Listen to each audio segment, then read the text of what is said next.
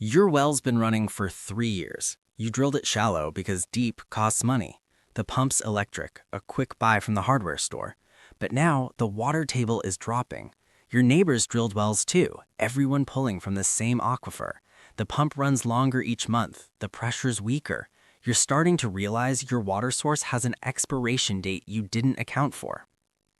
Meanwhile, in the deserts of Iran, there are water systems that have been running continuously for over 3,000 years. No pumps, no electricity, no dependence on fuel or parts you can't make yourself. Just gravity, stone, and an understanding of hydrology so sophisticated, modern engineers are still studying it. They're called qanats, and they reveal just how fragile your modern solution really is. Let's start with the problem. Your well is a vertical hole with a pump at the bottom. Simple, until it's not. Problem 1, aquifer depletion. Every well in your area is a straw in the same glass. Everyone takes what they need, but nobody manages the total. The water table drops. You have to drill deeper, spend more, until it's just not economically viable. Problem 2, pump dependence. Your pump is an electric heart with a finite number of beats. It needs constant power. Grid goes down, you have no water. Rig a generator, and now you need fuel. The pump itself is mechanical. Parts wear out, seals fail, motors burn out. You're dependent on supply chains you don't control. Problem 3, contamination. A vertical well is a direct line for surface poisons, pesticides, fuel spills, septic leaks to enter your drinking water. And finally, energy cost. You're fighting gravity with every single gallon, an inefficient battle that gets more expensive as the water gets deeper. So what did ancient Persians do differently? They didn't fight gravity, they made it their engine. A qanat isn't a vertical hole, it's a nearly horizontal tunnel dug into a hillside, following the natural slope of the water table. The tunnel starts high up, at the base of a mountain where the water table is close to the surface. It angles slightly downward for miles, letting water from the aquifer seep in and flow along its floor. The outlet, miles away in a valley, emerges at ground level. No pumps, no energy, just gravity doing the work. The brilliant part, the tunnel is entirely underground, sometimes 100 feet deep. The water never sees sunlight. That means zero evaporation in a desert where surface water vanishes instantly.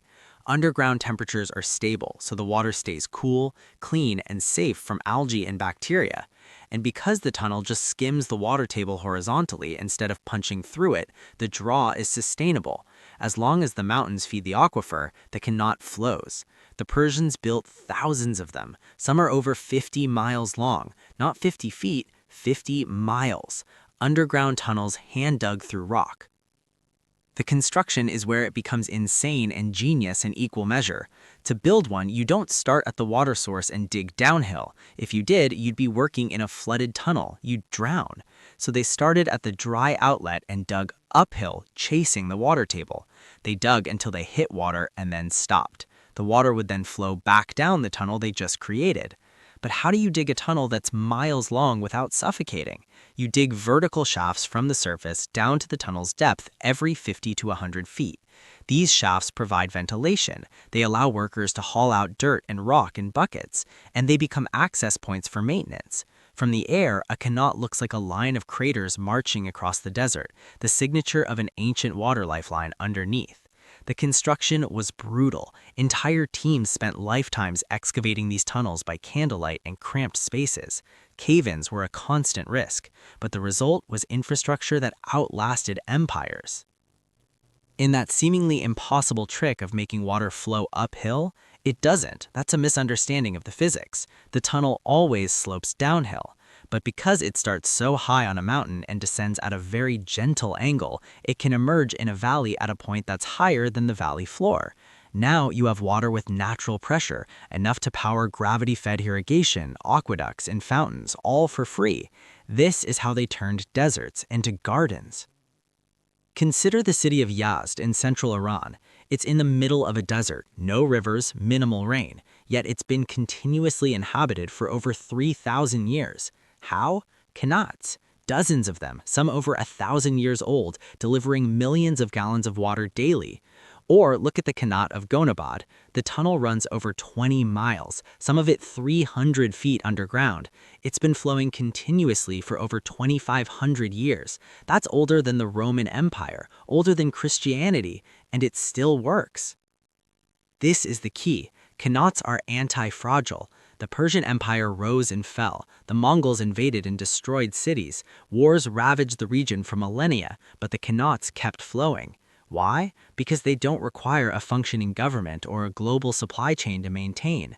A farmer can clear sediment from a tunnel. A village can repair a collapse. The system is decentralized by design. Compare that to a modern municipal water system. It requires constant electricity, chemical treatment, pump stations, and a staff of engineers. Break any link in that chain and the system fails. During the Iran-Iraq War in the 1980s, modern infrastructure was targeted and destroyed.